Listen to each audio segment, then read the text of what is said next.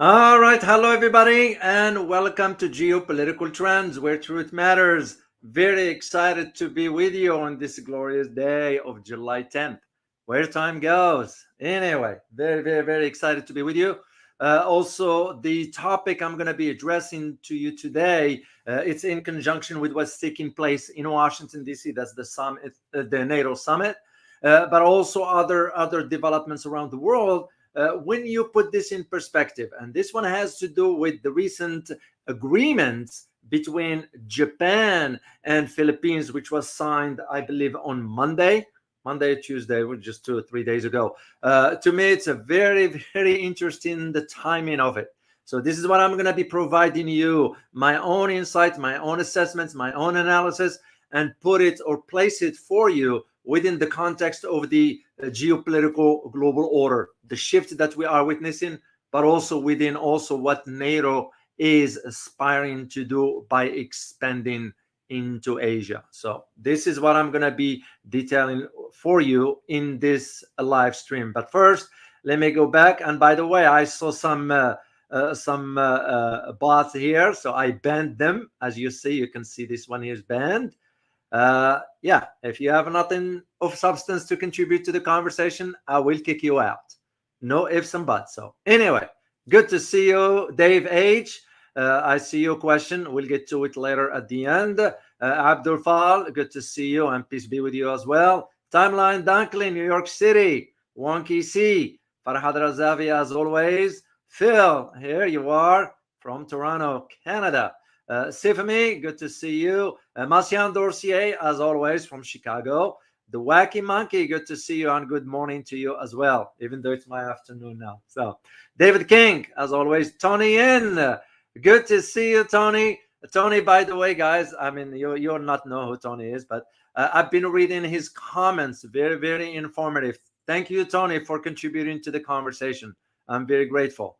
Eb, good to see you. KL and YT, good morning to you. And I saw your name first when I logged in back then about 30 minutes ago or so. So, Alcy Talokin, good to see you as always. All right, guys, let's get into our topic because there's a lot to cover. A lot, yeah, because this goes beyond just this agreement.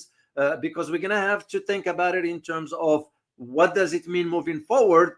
If you only know, which I'm sure you do, guys, if you only know the history of Japan, we're not talking about the atrocities and all that. That's beside the point. We're talking about the history of Japan inside Philippines. Yeah, and makes you just wonder. And this is why I sort of like I always say in my thumbnails, I don't do random. There's always a reason to why I use certain words.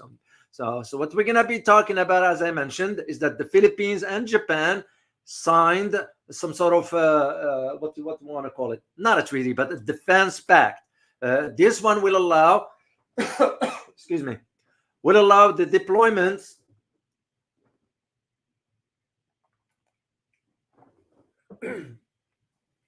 Pardon me.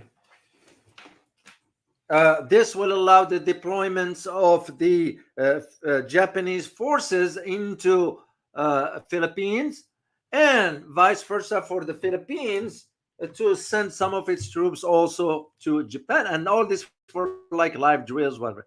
But this goes beyond that. So the key questions we ought to ask about this, and I have them here for you guys, as always, because I do prepare those kind of questions to consider.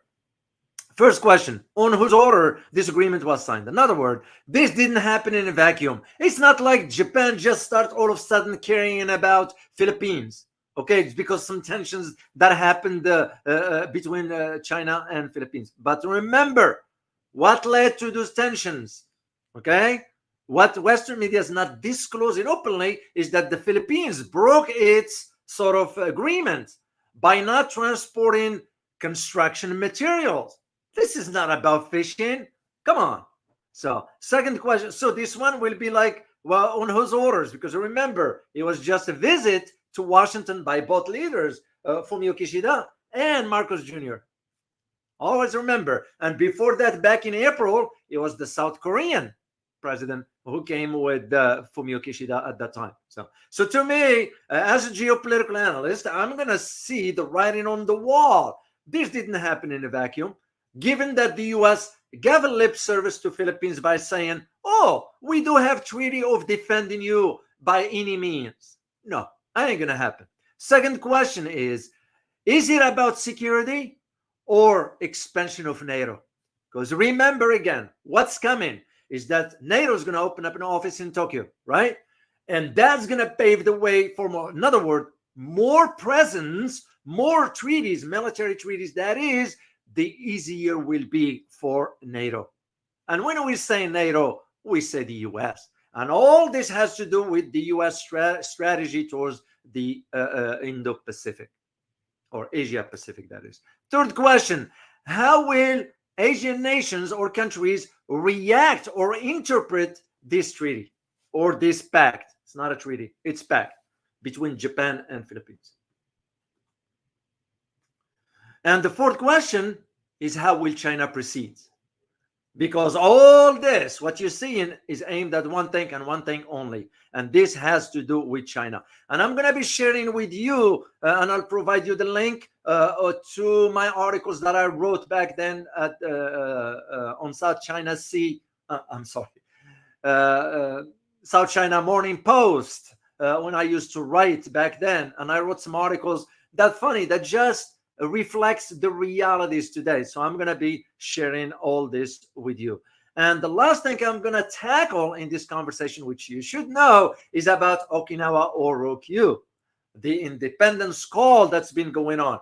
I went into the record and traced some articles going as far back as 2013, which at that time I was still in Washington. So I used to travel, and I crossed through Japan one time on my way from, what was it? It was in Afghanistan, but I had to make a stop in Nepal, and from Nepal into Japan. So it was around the same time that I was like, interesting that the Voices for Independence in Ryukyu now is coming up. So I'm going to be tackling that one as well.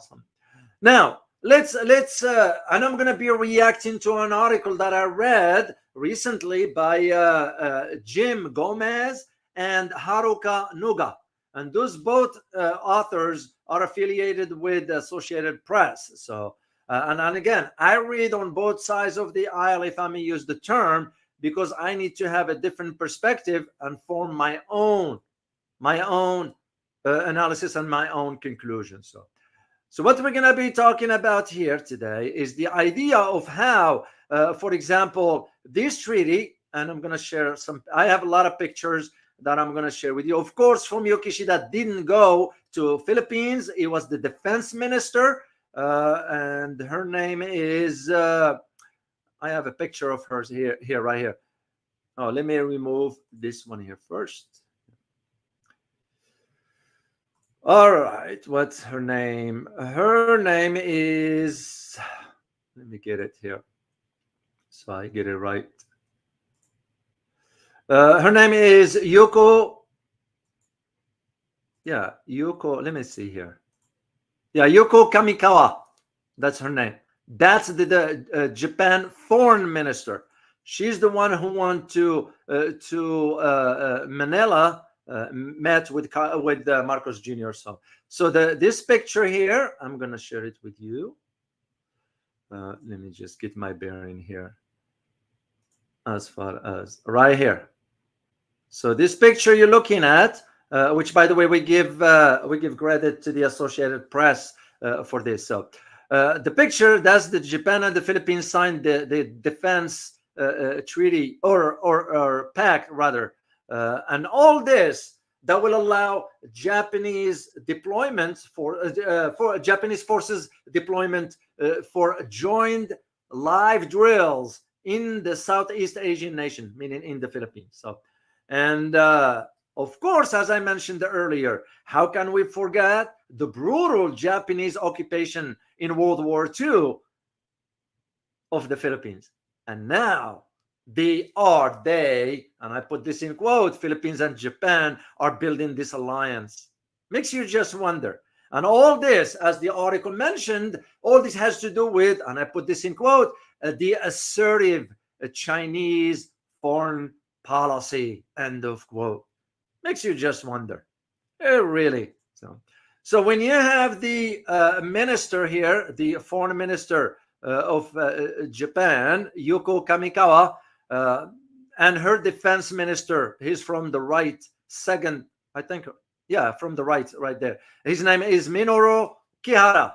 So, and all of them, they went over to Manila, okay, and to sign this agreement. And this agreement called the RAA, which stands for the Reciprocal Access Agreement. It's all in the wording, and I'm going to share some stuff with you that makes you just makes your head spin because of the manipulation that exists within all this. And by this agreement, the Filipino forces will enter Japan for joint combat training. Okay, and this was assigned by also the defense minister of the Philippines, and that's the one here, right here. And his name is what's his name? His name is Gilberto Teodoro. That's the defense minister for the Philippines. So now here is where to me that led me to start to think about this is not an initiative by Japan or the Philippines individually per se. This had to be worked out behind the scenes. Why? Is because the wording, and I'll let you be the judge of this. I'm going to share with you the wording as is, and you reach your own conclusion. Here is what the officials from both countries in a joint statement between Philippines and Japan said, and I quote, expressed serious concern over the dangerous and escalatory actions by China in Second Thomas Shoal, the scene of recent confrontation between Chinese and the Philippines forces in the South China Sea. End of quote. But again, why the article refrained from mentioning that the Philippines also didn't honor its agreement by not conducting or transporting construction materials into that region? And again, I'll let you decide your own. The article also highlighted that, well, by the way, this is not just with the Philippines, the tensions regarding the Sagantama Shoal. It has to do also with Vietnam. It has to do also with Malaysia. It has to do also with Brunei. And it has to do also, they added this, even though I don't even understand the purpose of it. They added Taiwan. Why is Taiwan added to this since Taiwan is part of China? It just doesn't make any sense. But you can see where the manipulation is. And I'm not shying away from disclosing that. So, and the joint statements, and once again, just listen carefully. These joint statements continue, and it said, and I quote, the joint statements, it's calling for the need for international community to speak out on the importance of maintaining and strengthening the free and open international order based on the rule of law in the disputed water. End of quote. Once again, you can see the language that will give you an idea of how the statements was crafted to serve a specific agenda. And this specific agenda has to do with the expansion of NATO. As an analyst, I see the writing on the wall for that. There is no ifs and buts, and I argued this few years ago. The tensions for NATO is to go east. Why? Because they wanted to slow down the economic prosperity of Asia. That's what's at the heart of it. Mainly targeting or aiming at one specific country is China.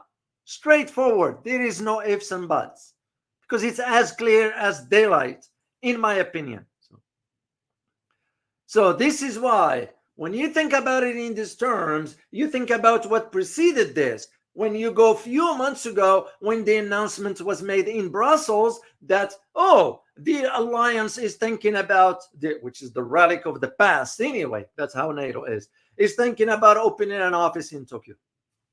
You think about the AUKUS, you think about Quad, you think about other even for Japan to go ahead and establish a small forward base near Taiwan.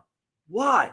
Why are you going some 2,000 miles away from your shores to establish a place there?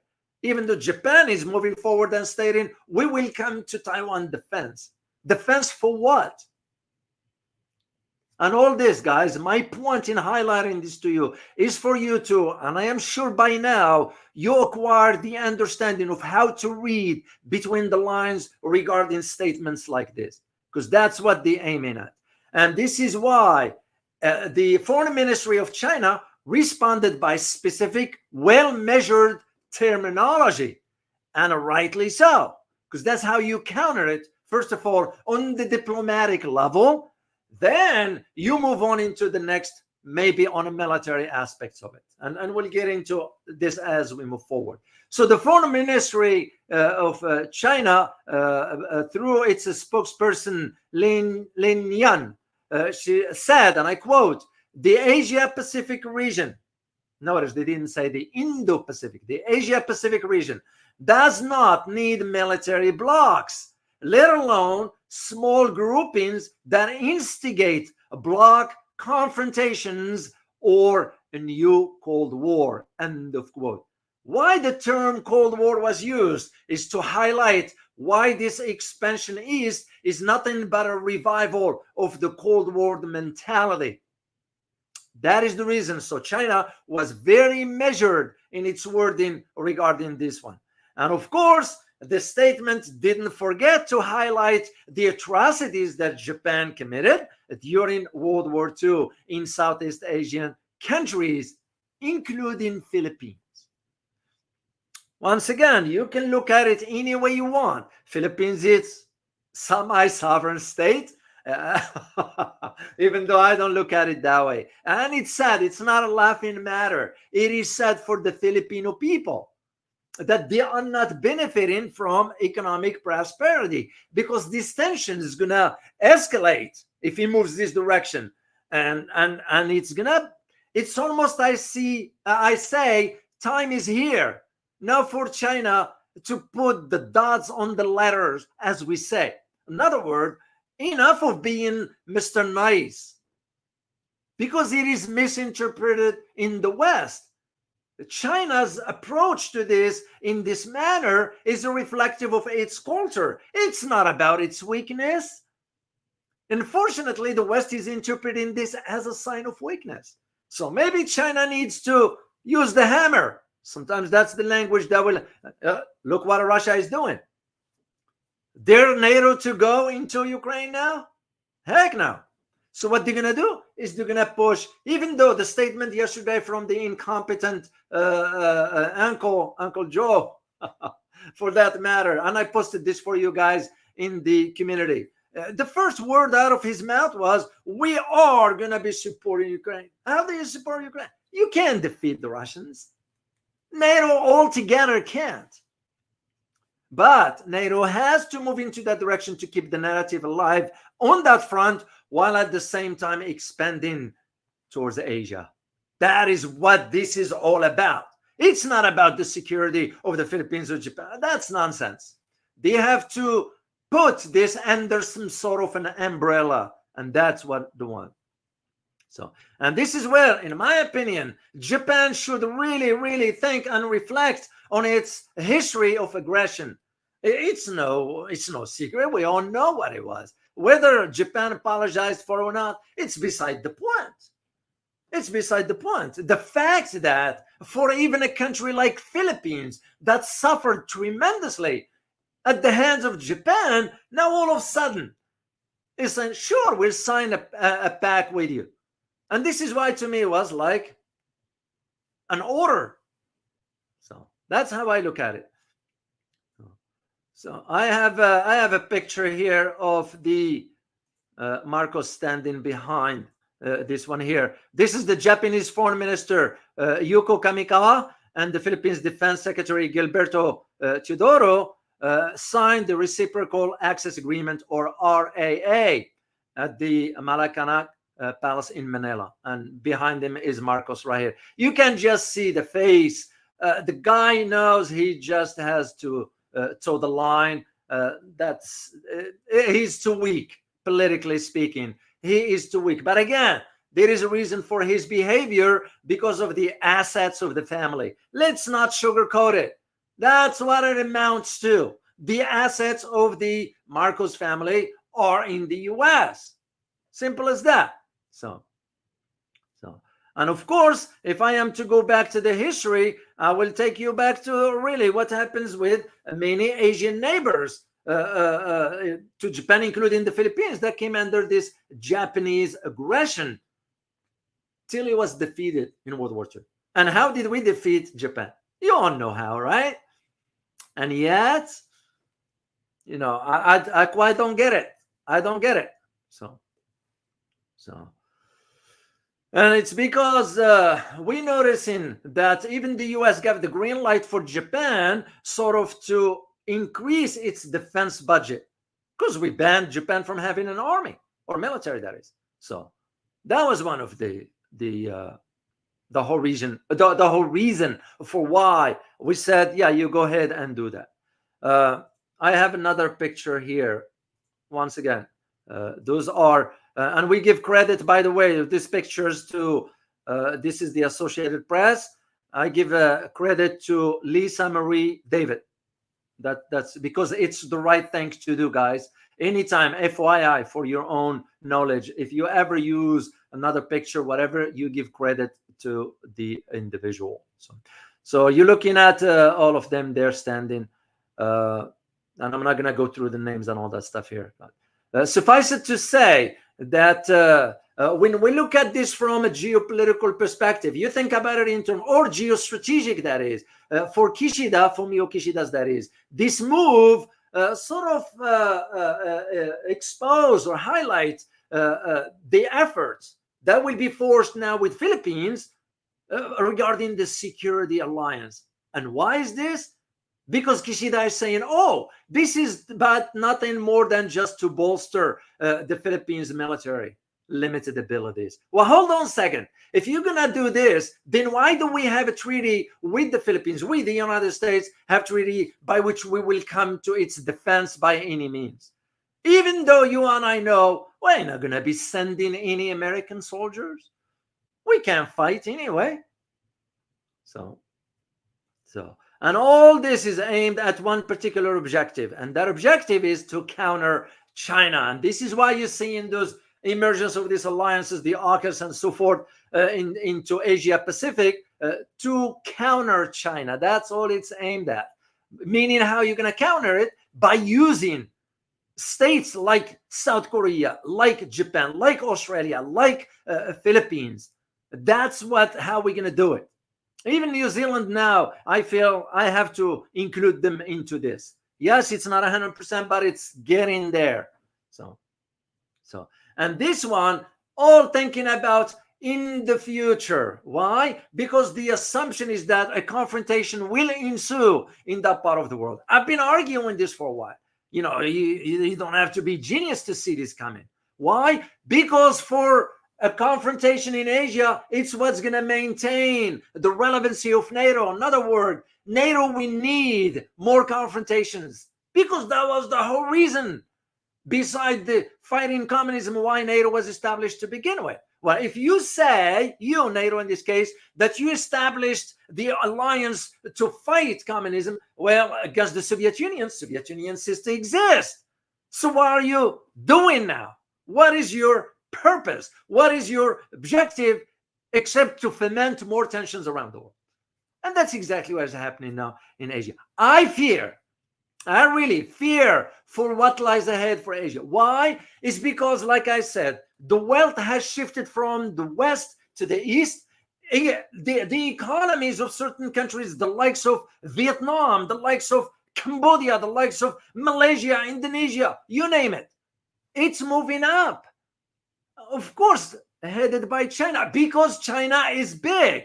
Its sheer size of the economy on the global scale cannot be minimized, no matter how you look at it. You cannot ignore the sheer size of the Chinese economy. Simple as that. And we in the West, collective West, concerned about how this rise in economic prosperity. This is why I said yesterday with my guest, S.L. Kantan, why will India not go ahead and press that reset button with China to prosper economically? It's just common sense. But they won't do it because they can't. They don't have the political will and determination to do. The same approach, I would say, apply to Japan, not from the economic aspects, but rather from the political determination. They can't say no to the US. Why would you go and start to build these military blocks because you want to fight the Chinese? What for? And this is what I'm saying. Maybe to China, time to use the hammer. Sometimes that's what needs to be done. And once again, I am talking about what lies ahead. I always think in terms of the next 10, 15, 20 years. And the next one that I see on the horizon, the issue of Taiwan. And this is why it's very important for us to understand that this kind of dynamics don't happen in a vacuum. Of course, we all know both countries, Japan and Philippines, are allies of the US, and this was, you'll remember, back in April, 3 of them were walking in the White House. And this is when Uncle Joe, the incompetent president, said the ironclad commitments, to defend Japan and Philippines. We couldn't even defend ourselves in Iraq and Afghanistan and Yemen and all that. And I was there. I argued, what are we doing here? My first time I went to Afghanistan back in 2002. I did a lot of reading before I left. And I was like, this is not a winnable war. We won't win it. Oh, we can just bomb. I said it is not about bombing or this or that. You have to understand the history of this part of the world. No major power was able to conquer. What makes you think that we will? And the same arguments I will make about this one here. So this commitment to defend Japan, it's nothing but hypes. It's bravado. Simple as that. Nothing else. And of course, now the article even highlighting, well, now even Japan now has territorial disputes with China over the islands in the East China Sea. All of a sudden, things are emerging. But regarding the Philippines, which I read and confirmed that it didn't honor its agreement when it started bringing construction material. That's to me where the issue was. And because here is what now the arguments that the Japanese and the Filipinos are ordered to utter or say is that the China's action in the Shoal Islands obstructed, I put this in quote, obstructed freedom of navigation and this disrupted supply line, thus increasing tensions, end of quote. Measured, words that are measured to sort of push towards that narrative of the confrontation. Well, we need to stand up to the Chinese. We need to do this. We need to do that. It's so funny. You don't hear these arguments coming out of Vietnam. You don't hear these arguments coming out of Burma or some other country. It's not that they are weak just because they are small, but it's not that's how they resolve the issues. Look at just what happened between Indonesia and China and how certain issues have been resolved. Not through this chest thumping and all. No. It's through diplomatic means by sitting down on an equal footing and with respect and negotiating. Something we are not willing to do because anytime we sit down, we think we are up here and the rest is here. That era is gone. The world has changed and we need to change with it. And here is now what the Philippines is asking because it's protesting the Chinese. They are demanding now $1 million for the damage and the return of the rifles. So here's a question for you guys. Should China give them $1 million and return the rifles, or tell them to go take a hike? So let me see your answer in the chat box here, because I like to see your answer here. Yes or no, please.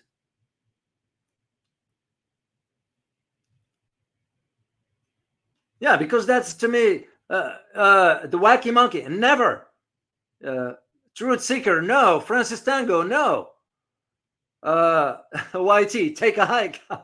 Ramples and 01, no. And I see you guys, you point, and I agree with you on this, because it's, to me, if China does give the $1 million and the rifle, it'll set precedent. It will be bad. So you take stand on what you believe firmly. For Philippines, they shouldn't be breaking or breaching the agreement to begin with. For Japan, they're going to have to think about, what are we getting involved into, given what's going on, for example, in Okinawa, in Ryukyu.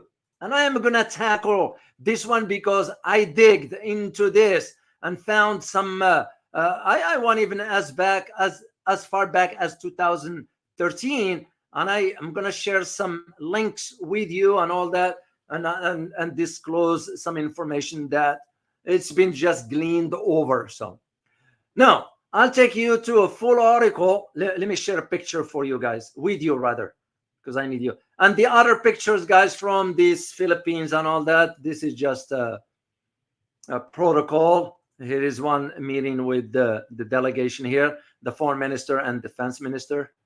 This is nothing but a photo op. You guys, I want you to get this idea. This is nothing but for show. Telling the master, we are following orders to the T. So here's the picture that I want to share with you. So what is this flag, guys? Can anybody tell me before I'll disclose the information? What is this flag? Let me just test your knowledge here, if you happen to know.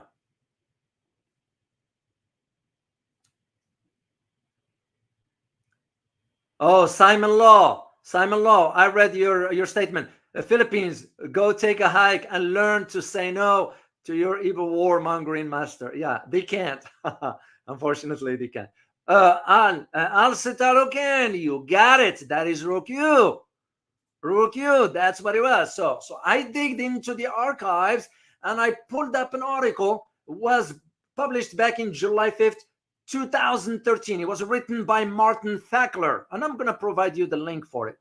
And this is now where, and all the gist of it, I'm not going to go through it. The gist of it is that you got now, a lot of people were gathering at that time, listening to an individual view about Okinawa or Ryukyu, that is, as inherently part of the homogeneous Japan. That's what they're saying. Arguing instead that Okinawans are a different ethnic group whose once independent tropical islands were forcibly seized by Japan in 1879. This is what happens back then. So and now you are marked, sort of based on the article, what was said, that you are marked if you spoke of independence. Said one speaker at that time. His name was Kuban Higa. He was 71 years old back in 2013 when he said this. He's a retired journalist. The point is that the independence now may be the only real way to free ourselves from the American bases. End of quote. Very, very, very important information that I need you guys to understand. And I will provide you the link to those articles. And that's what I spent time yesterday reading through all this.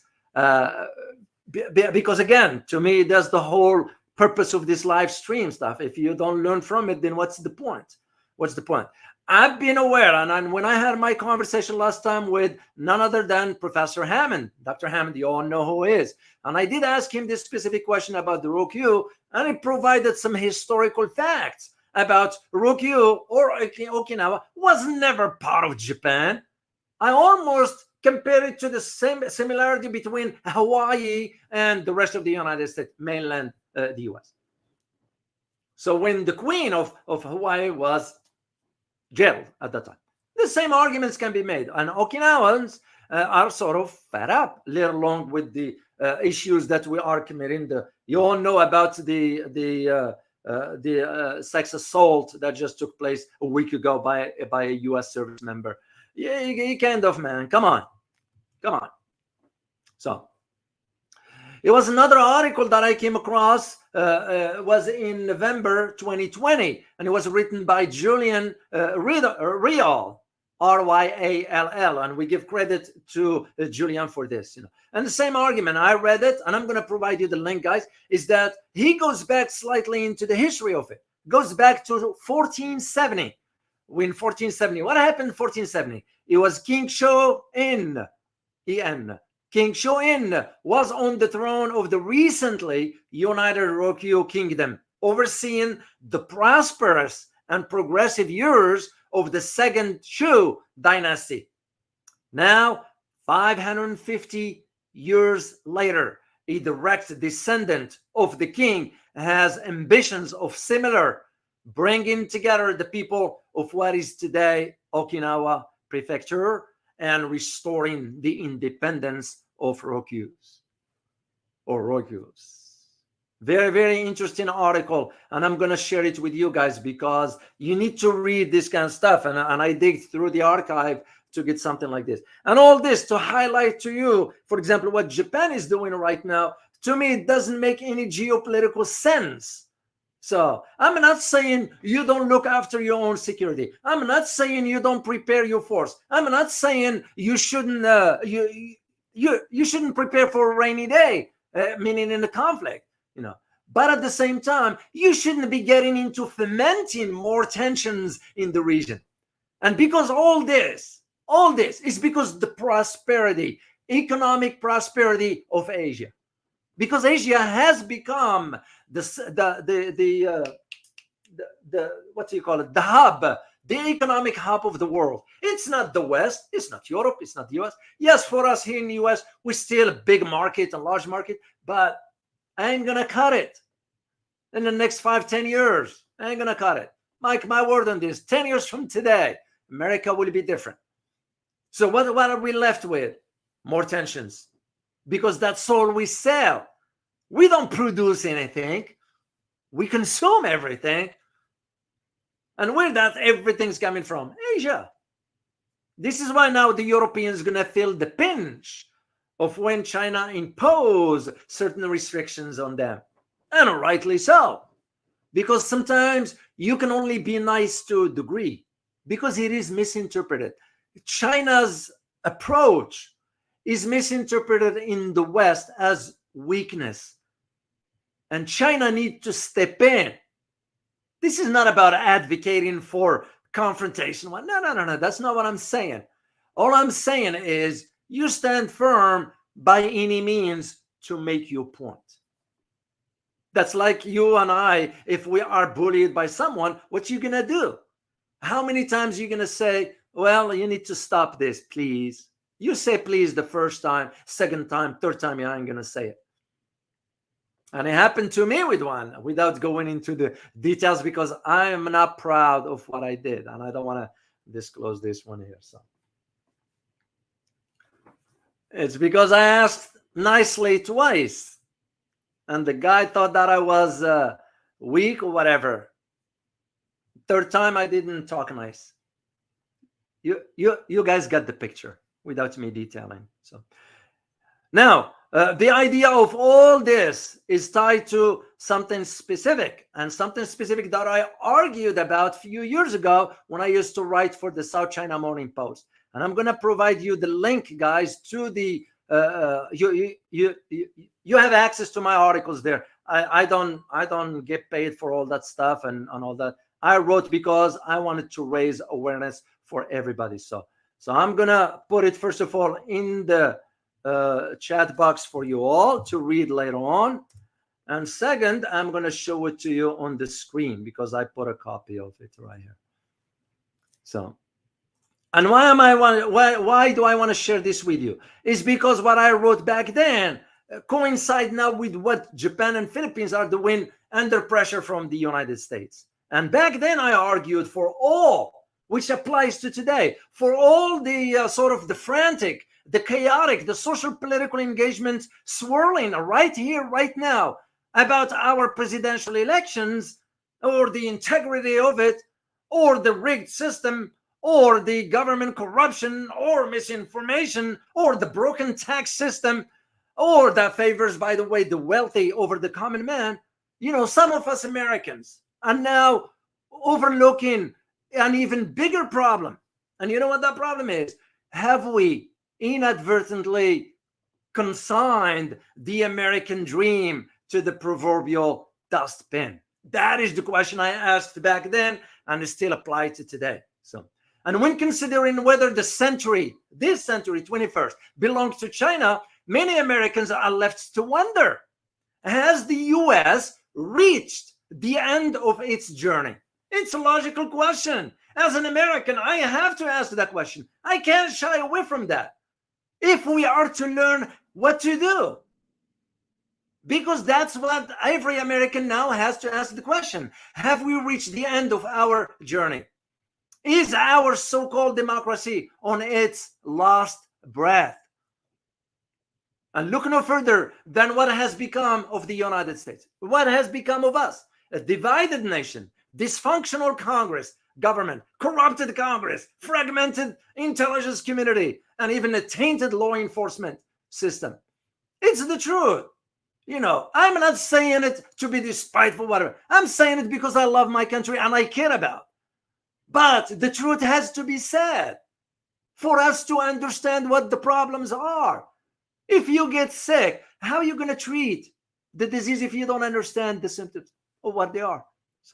So I understand the argument why the West, including my country here, worry much about China's ascent to global power, especially as a country that was once humiliated by so many foreign powers in its contemporary history. And as I conducted my own research on China, because I'm in the process of writing a book about China, which will take time anyway, I increasingly realized that the country, meaning China that is, does not seek global dominance as the West claims, nor will it display its power to take revenge on those who once humiliated it in the past. However, one thing is sure, China will not accept any more of slow strangulation by the US. I believe Beijing will resist and challenge, and rightly so, the West on all fronts, including militarily as well. Though for the military aspects, it's a scenario I really hope never emerges, because it will be very concerning. And that is the whole idea of why, you kind of have to address this kind of issues to bring to the fore where the challenges, where the shortcomings from our end, and why countries like Japan, Philippines, Australia, whatever, are following blindly, even India in this matter. India doesn't even know a right from left, politically speaking.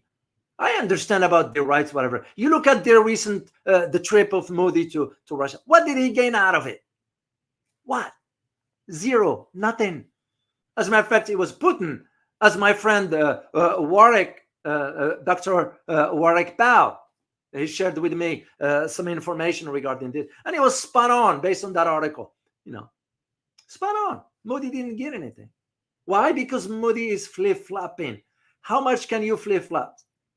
Because probably Putin was sitting and saying to himself, why should I trust Modi?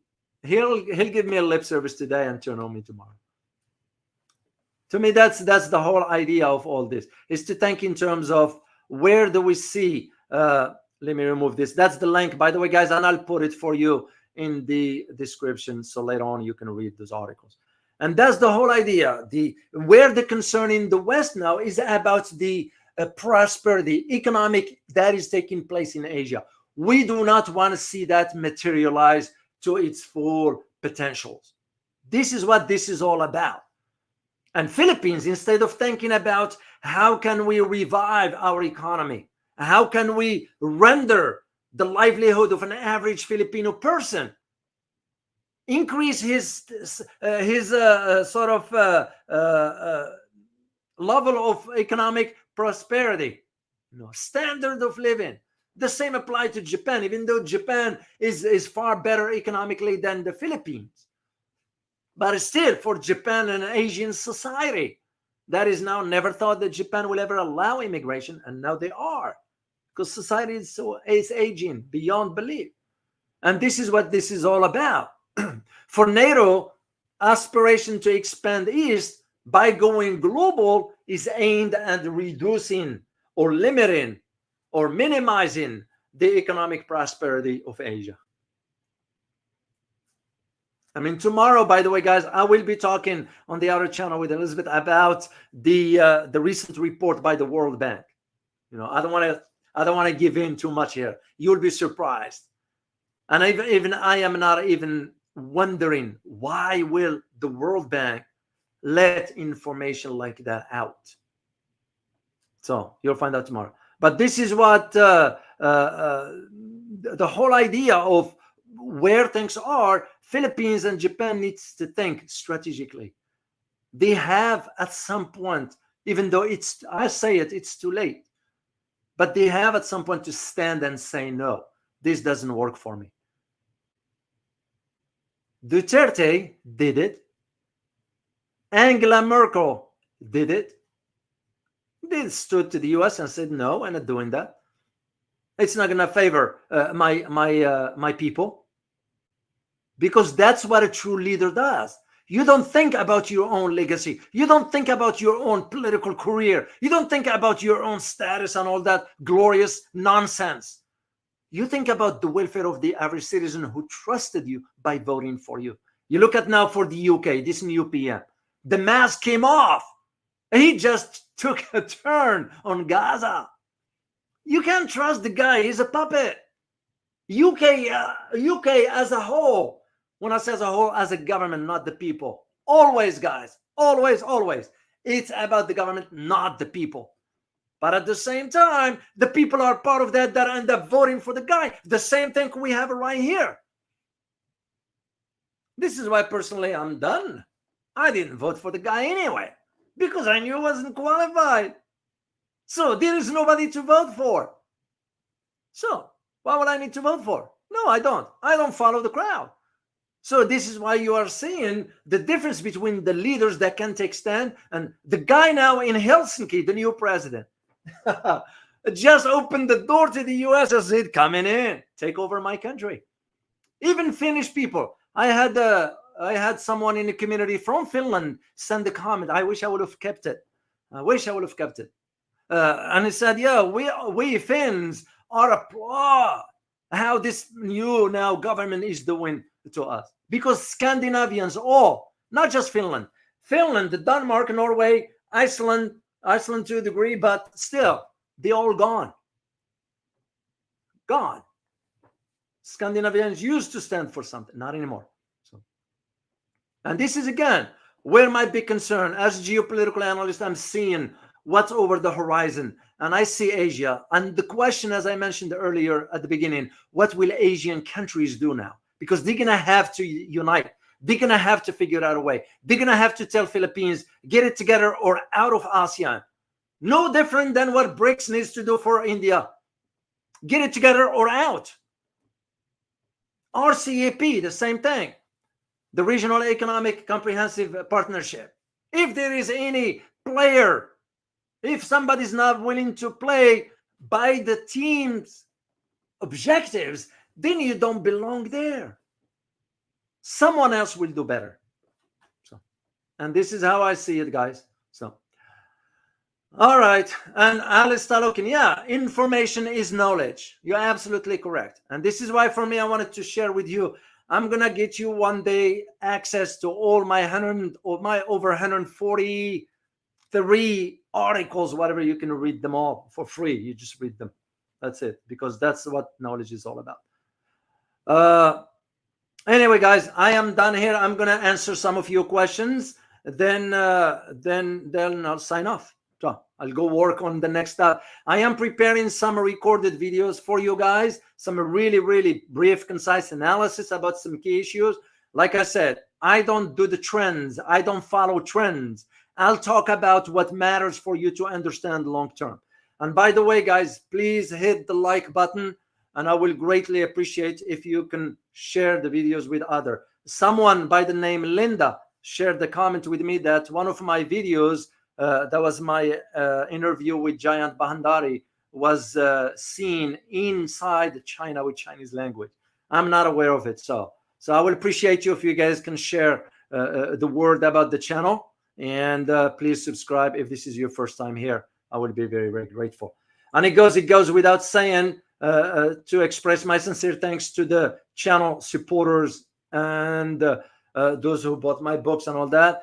For PayPal, I thank you very much, guys. For those who still send in support for the channel, I'm very, very grateful. Buy me coffee and the Asia trip. I have to thank, first of all, because just got it this morning. Someone, they don't say names, but I respect that. TC Kwan, the likes of TC Kwan, the likes of Osiris, the likes of Boone, the likes of Jules Lian, the likes of Marcian Dorsey, the likes of, many of you guys. I am very grateful for your continued support. It means a lot to me. Army with Harmony, I'm not all of you. I can't remember the whole list, but I am very, very grateful. And one day I might just give a shout out. That's all we do. So why not? So to those who are interested in my books, there's the one here. Of course, I need to upload 2 more books, but one of them I can't do it now because of the legal binding contract, which I have to honor. I sent an email and I'm waiting to hear back from them, and we go from there. The other 2, it's already there. And the third one, I'm waiting for also a confirmation. And once it's done, I'll upload them for you guys. All right, let me go to check on your questions, if you have any questions. And once again, I'll put the link for the the link for the articles that I used to write for South China Morning Post. So, question from Muslim Revert: will Japan let Okinawa go ever? No, they won't. That's the sad part. And not Japan. Is the US won't let it. Yeah, it's not Japan. Japan will have to do the US bidding by any means. And look what happened to Shinzo Abe. Why do you think he was neutralized? Because he went against the establishment on some particular issues. They took him out. So I, maybe not in my lifetime, but as of now, when I say now, I'm talking about the next 5-10 years. I don't see it happening unless there is an international support for it, and that support will have to come from that part of the world, not from the West. The West ain't gonna do it. So, great question. All right, question from YA. Does all this affect countries like Singapore, Malaysia, and Indonesia? Of course. This is the expansion of NATO. Just to guys let you know, the expansion of NATO ain't just aiming at China. It's aiming at ensuring it has its hand on most countries in the region, because we wanted to limit the economic prosperity. That's what's at the heart of it. And you look at where Indonesia and Malaysia are. Singapore is so small. Of course, Singapore has to think in terms of survival. But even Singapore, it still can play a role here and there. But it will be no comparison to the role that Indonesia will play, for example, or Malaysia, or even Philippines to a degree, or Japan, or Australia. So yeah, this is not aimed at just the South China Sea or blocking the trade route or just China. This is Asia, because the global economic hub is now in Asia, not Europe. That is why I believe it's aimed at that. Yeah, Elon Musk. That's interesting. Make video about Modi hugging Putin, then news broke the internet. I don't know. What will I talk about? I like to do videos for you guys that you learn from, because I don't believe in Modi's ability. I have nothing against him as a human being, because nobody should be judging someone else. We don't have that right, and we shouldn't.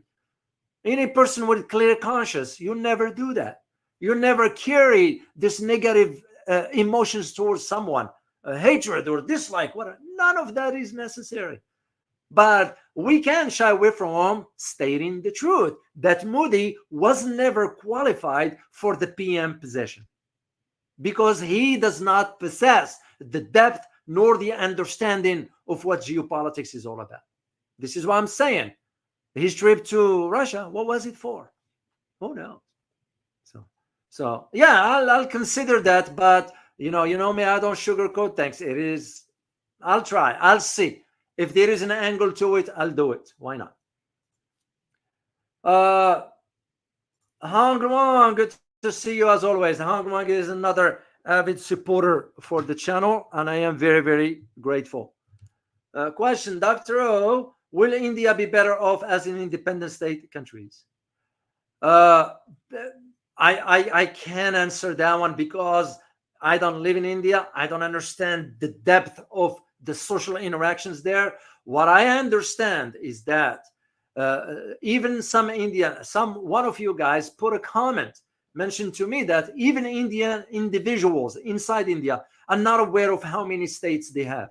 I was even asked to invite the head of the Khalistan movement to the channel. And I'm going to think about it because I was aware of the assassination attempt in 2019 or 20, as a matter of fact, of 2022, after which the FBI director had to make a trip to India. So yeah, what India will be better off, in my opinion, is to reset its relations with China. Fix it because you will benefit economically. This is with the assumption, honestly, that's what India will do. Not to play, not to give a lip service, whatever. You do it honestly. And I don't know how much you can trust the Indian leadership, not the people. I'm talking about leadership. So the short answer is no on this aspect. But if India works out its differences with China, it might benefit. There you are, Army with Harmony. As always, thank you so much for your support. Army with Harmony has been an avid supporter, and he does things behind the scenes, guys. You guys do not see. I tell you what behind the scenes supporting the channel right and left. I just want you to be aware of it. So some people prefer to stay behind the scenes, and I'm one of those. I don't say much what I do, but I'm very grateful. Thank you very much. Army with Harmony, truly appreciate you. Truth Seeker, question from you. Do you think Philippines will suffer wanting to cut off the hands that feeds them? Well, I'll give you the example of Australia. Why do you think Australia now welcomed the visit of the premier of China recently? Because they care about what the US said? No, they care about the economic incentives because businesses in Australia were suffering. The same thing for Philippines, and Philippines is no Australia. The economy of Australia is better than the one in Philippines. So Philippines needs to think. But again, how can you think when you have the likes of Marcos Jr.? Once again, another individual who does not possess the depth or understanding of what geopolitics is all about. Let alone he had personal reasons to embark on these policies because of the family assets. That's where the difference is. So yeah, Philippines will suffer. To what degree China will move forward in doing what it's doing, I don't know. But China usually is sensible to be that way as well. So, Alice Talokan, will MBS be neutralized too? You need to read my book. I want to elaborate on this here, and you will know why. So, great question. All right, guys. Louis, a new member to the channel. Louis Gaster, thank you very much for becoming a channel member. Truly appreciate your support. So I'm very grateful to you all, guys. Emilia, can you please explain what those issues that Shinzo didn't consider to? Yes, maybe another, because you need it's very, very complicated. I can't just say a word or two. Otherwise, you won't get the full picture. Okay, guys, one last question. Let me see here. If I see any. One horn, Dr. O, question: Do you think President Trump, if he's elected, that Trump will break a peace deal between Russia and Ukraine? No. The deal at this point, what makes? But because here's the answer: what makes Trump's proposal better than what the Chinese proposed or what the Hungarian foreign minister, Mr. Orban, is suggesting? So, yeah. And what makes Ukraine, of course, will have no choice but to obey the US. But the Russia will do it? No, Russia doesn't care at this point. Yeah, the truth is not disclosed as to how decimated Ukraine is. So, and Trump said, I'll end the war in one day. It's nonsense. Trump is a showman. Trump is another individual who doesn't have an understanding of geopolitics. Yes, it's people around him that makes the policies and all that, but those are career politicians, whatever. But do you think they'll think about the welfare of even our nation? No. So my short answer is no. They won't be able to. Okay, guys, I am going to sign off here. I want to say thank you for being here. And I look forward to seeing you tomorrow on the other channel and maybe on Friday here. As always, remember, geopolitics impact your daily life in more ways than one. Till next time, guys. Bye-bye.